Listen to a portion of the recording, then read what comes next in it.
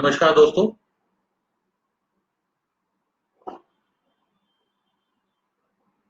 आपकी कोई जिज्ञासा है, कोई प्रश्न है तो टाइप कीजिए।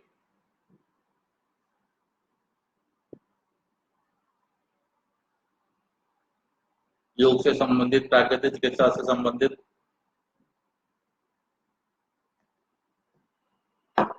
कोई भी आपका प्रश्न है तो आप अपना प्रश्न पूछ सकते हैं।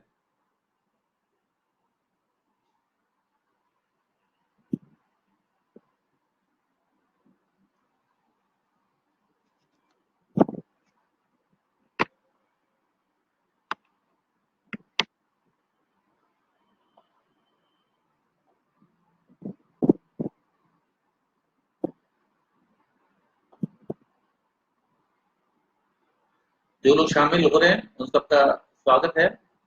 आप अपने प्रश्न टाइप करना शुरू करें।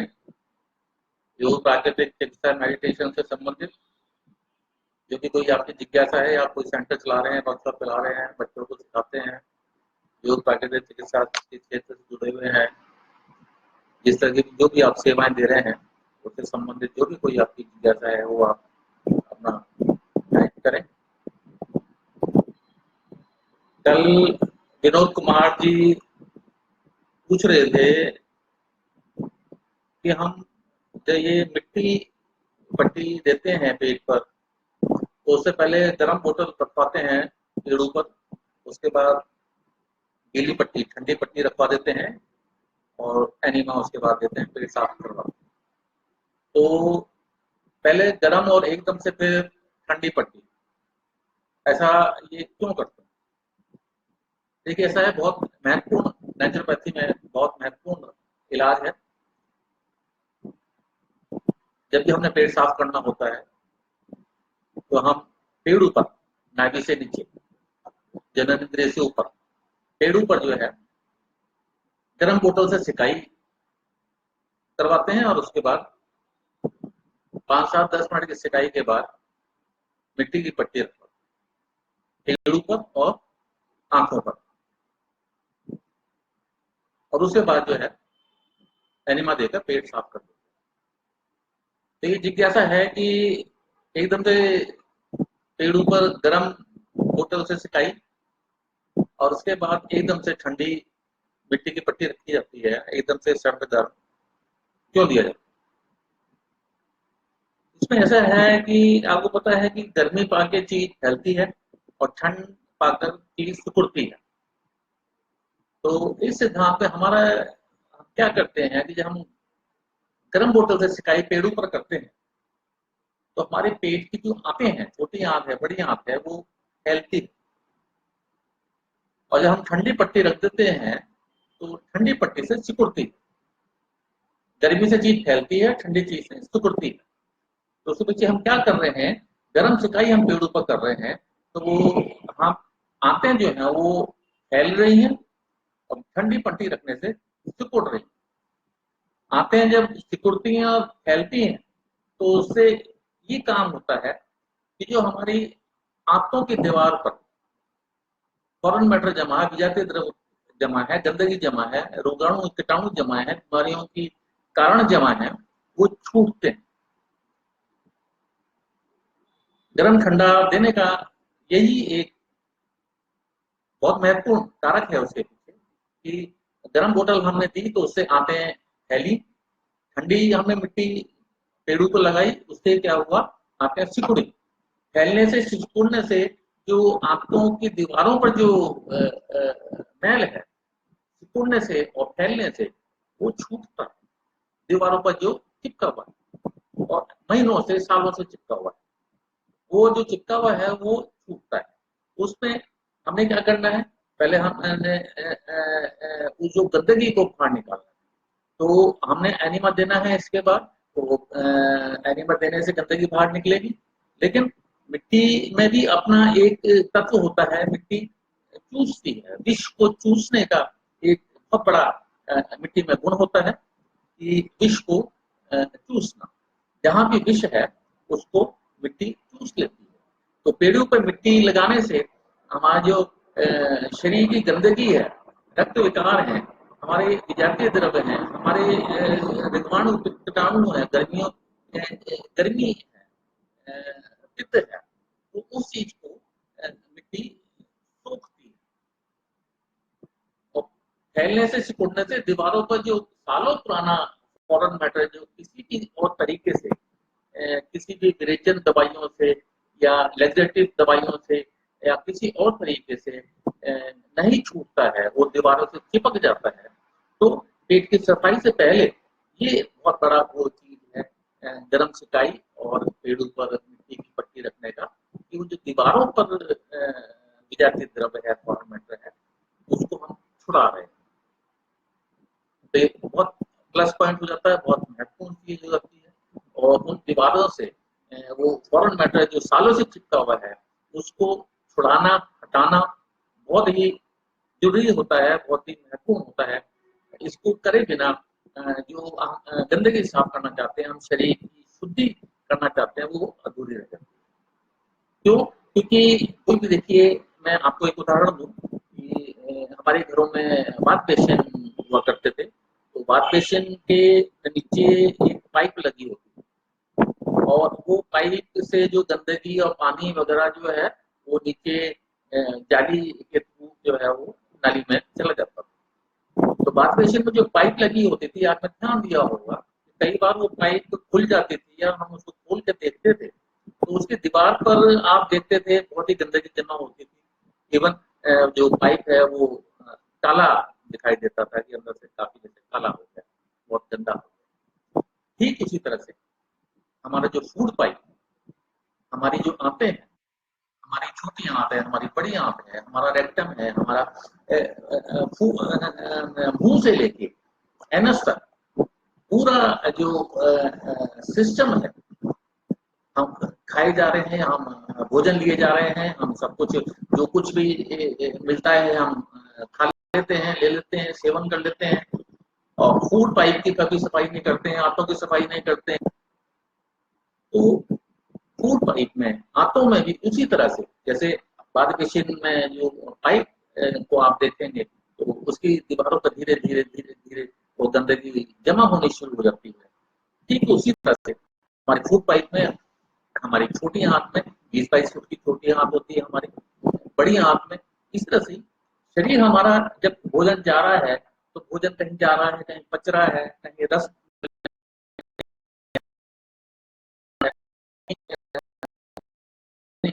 में चूसक लगे हुए हैं, वो पोषक तत्व को चूस रहे हैं, और फॉरेन मैटर को जो शरीर के लिए जरूरी नहीं है, उस फैरन को या जो नहीं चूसा गया है उसको पास ऑन कर रहे हैं बड़ी आंत में।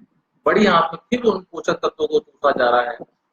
लिवर का अपना काम है, पैंक्रियाज का अपना काम है, रक्त बनने का अपना काम है, रक्त में जहाँ से ग्लूकोज लेनी है, वो सारे सब जो काम हो रहे हैं, शरीर के जितने भी अंग काम कर रहे हैं, संस्थान काम कर रहे हैं, शरीर हमारा एक फैक्ट्री है, कारखाना है, बहुत कॉम्प्लिकेटेड कारखाना है।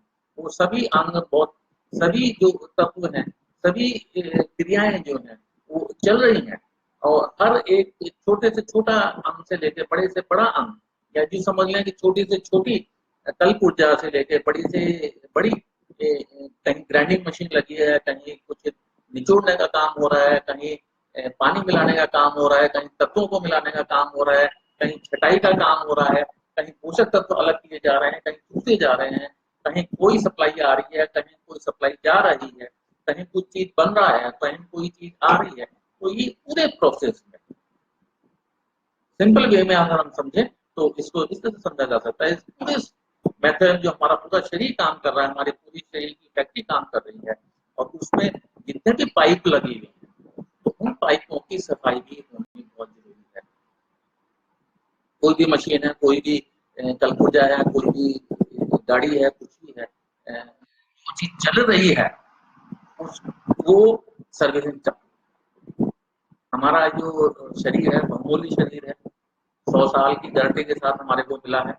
सभी हमारे जो अंग हैं 100 साल की गारंटी के साथ हमारे को मिले हैं, लेकिन हमारी गलती से, हमारे खान पान से, हमारे रहन सहन से, हमारे जो जीवनचर्या है, हमारे विचारों की वजह से, इन सब कई चीजों से, कई कारक हैं जिसकी वजह से हमारे शरीर, सबसे बड़ी बात तो ये है कि हम अपने शरीर की बाहर से शुद्धि करते हैं, शरीर की अंदर से हम शुद्धि नहीं करते।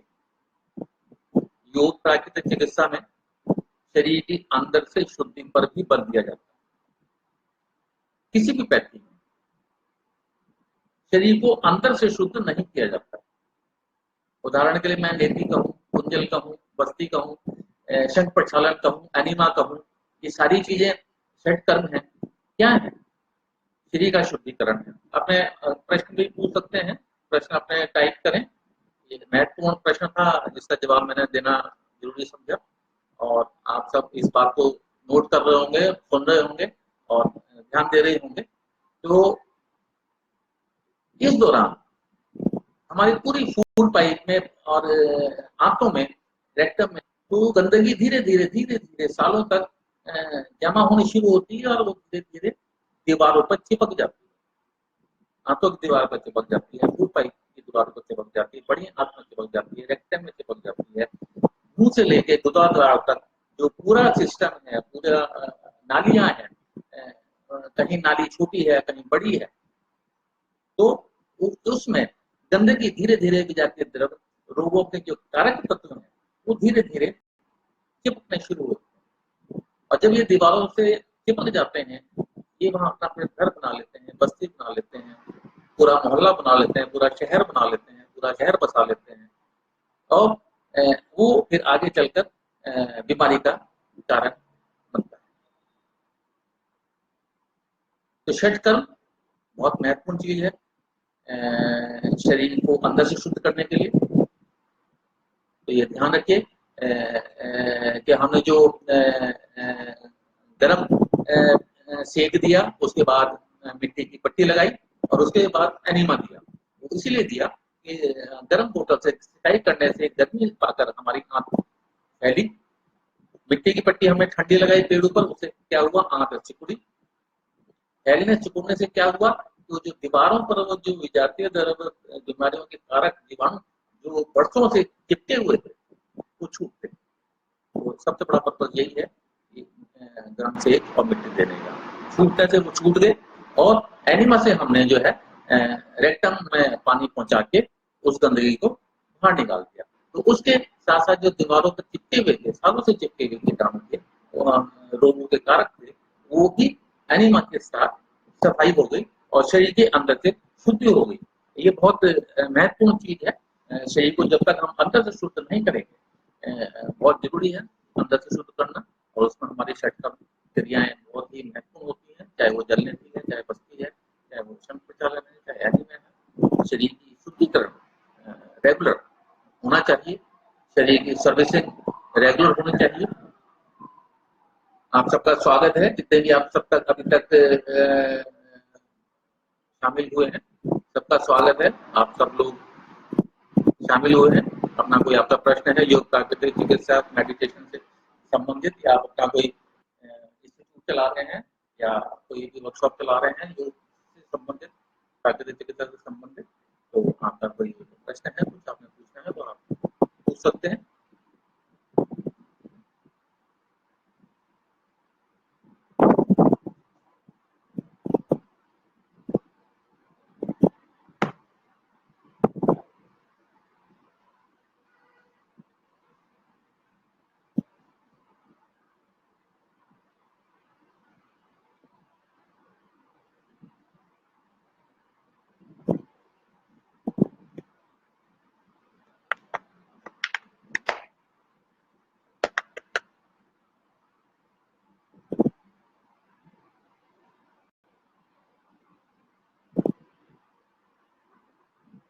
अब इंटरनेशनल योगा डे 21 जून को मनाया जाएगा, 2018 चौथा इंटरनेशनल योगा डे 21 जून 2018 को मनाया जाएगा। मैं अपने सभी स्टूडेंट्स को, अपने जूनियर्स को, अपने साथियों को जो योग प्राकृतिक चिकित्सा डगलस हैप्पीज के क्षेत्रों में लगे हुए हैं, अपने अपने लेवल पर काम कर रहे हैं, सेवाएं कर रहे हैं, समाज की सेवा कर रहे हैं, लोगों को निरोग बना रहे हैं, कैसे स्वस्थ रहना है वो सिखा रहे हैं, बीमारियों से कैसे बचना है, बीमारियों से कैसे दूर रहना है। क्यूरेटिव मेथड से ज़्यादा प्रिवेंटिव मेथड ज़्यादा अच्छा होता है। सावधानी आप रखें तो वो ज़्यादा बेहतर होता है, ना कि आप बीमार हो जाएं और फिर सारी उम्र जो है दवाई खाते रहें या वेदना के साथ शरीर अपना, दर्द के साथ अपने शरीर को खींचते रहें। उससे अच्छा है कि आप कुछ आदतें ऐसी डाल लें, अपने दिनचर्या को ऐसा बना लें कि उन सब चीज़ों को आप जो है फॉलो करते रहें, एक प्राकृतिक जीवन शैली को फॉलो करते रहें, ताकि आपका जो जीवन है वो बीमारियों से दूर रहे, रोगों से दूर रहे, एक आपका जीवन वेदना से दूर रहे अपना, और वो आने वाली पीढ़ियों के लिए, बच्चों के लिए भी एक आदर्श हो। आपका जो जीवन है, आपकी जो जीवन शैली है, तो आने वाली पीढ़ियों के लिए एक आदर्श होनी चाहिए। और आने वाली पीढ़ी आप जो करते हैं, आपकी जो विचार हैं, आपकी जो तरीका है, उसको फॉलो करते हैं, उसको देखते हैं, उसी पर आगे चलने की कोशिश करते हैं। इसी को संस्कार कहा जाता है। तो ज़्यादा से ज़्यादा आप अपना जीवन प्राकृतिक जीवन जिए, प्राकृतिक प्रकृति के नज़दीक ज़्यादा से ज़्यादा जाइए, ज़्यादा से ज़्यादा नदी, सागर, पेड़-पौधों के पास नज़दीक जाइए, मिट्टी के पास जाइए। हमारा शरीर 5 तत्वों से बना है, पाँचों तत्वों के नज़दीक ज़्यादा से ज़्यादा जाइए, ज़्यादा से ज़्यादा बच्चों को लेके जाइए। जितना ज़्यादा आप प्रकृति के नज़दीक जाएँगे, जितना ज़्यादा आप प्राकृतिक वातावरण में जाएँगे, उतना आप रोग मुक्त रह सकेंगे और बीमारियों को दूर करने में ये चीज़ें बहुत सहायक होती हैं। कपिल इंस्टीट्यूट 1980 से डिप्लोमा कोर्स कराता है, लोगों को जागरूक करता है। योग, प्राकृतिक चिकित्सा, कैसे जीवन प्राकृतिक जीवन शैली अपनानी चाहिए, कैसे 5 तत्वों से शरीर को ठीक करना चाहिए, इसके बारे में सभी को अवेयरनेस दी जाती है। हमारे स्टूडेंट पूरे हिंदुस्तान में काम कर रहे हैं। तो अब इंटरनेशनल योग डे पे मैं आप सभी को कहूँगा कि अब आप जहाँ भी जिस भी लेवल पे काम कर रहे हो, जहाँ भी आप जिस भी फंक्शन में जाएँ, चाहे वो राष्ट्रीय फंक्शन हो, चाहे वो निजी फंक्शन हो, चाहे वो जिस भी लेवल का फंक्शन हो, उनके जो आयोजक हैं, उनसे अब आप एक प्रश्न ज़रूर पूछना शुरू करें कि आप कितना रोज़गार दे रहे हैं? हमारे को कितना रोज़गार आप दे रहे हैं? जितने ही बच्चों को बुलाया जाए, स्टूडेंट्स को बुलाया जाए, तो वो अब आप लोग अब ये प्रश्न पूछना शुरू करें कि सिर्फ सेलिब्रेशन करने से, सिर्फ योगा डे बनाने से वो बात नहीं बनेगी। योग डे बनाइए, बहुत अच्छी बात है। हमारे रेस्पेक्टेड प्रधानमंत्री मोदी जी ने जो सोचकर आयुष मंत्रालय का गठन किया था कि योग प्राकृतिक चिकित्सा डगलस थेरेपी इसको प्रोत्साहन दिया जाए। तो अब 4 साल आयुष मिनिस्टर को बने हो गए हैं, तो अब हमारे प्रधान सेवक मोदी जी के सपनों को साकार करने का टाइम आ गया है आयुष मिनिस्ट्री को। और जितने भी लोग इस फील्ड में लोग लगे हुए हैं, उनको अब इस बारे में सोचना चाहिए और खासकर जॉब्स के बारे में सोचना चाहिए। और जो इस फील्ड में लोग लगे हैं, उनको सहयोग सहायता करने के बारे में जरूर सोचना चाहिए। तो आप जहाँ भी अपने लेवल पर जाते हैं, तो वहाँ आयोजकों से एक बार जरूर कहें कि आप इस फंक्शन को मनाइए, खूब धूमधाम से मनाइए, लेकिन कोशिश करें कि अब ज़्यादा से ज़्यादा रोज़गार पर भी ध्यान दें। रोज़गार भी दिया जाना चाहिए युवाओं को, बेरोज़गारों को, इस फील्ड में लगे लोगों को ज़्यादा से ज़्यादा रोज़गार मिलेगा, तो उनका मनोबल बढ़ेगा, उत्साह बढ़ेगा, उनकी आर्थिक स्थिति ठीक होगी, तो वो ज़्यादा से ज़्यादा अपना योगदान देंगे, ज़्यादा से ज़्यादा काम करेंगे, ज़्यादा से ज़्यादा इन विद्या को फैलाने का काम करेंगे। धन्यवाद।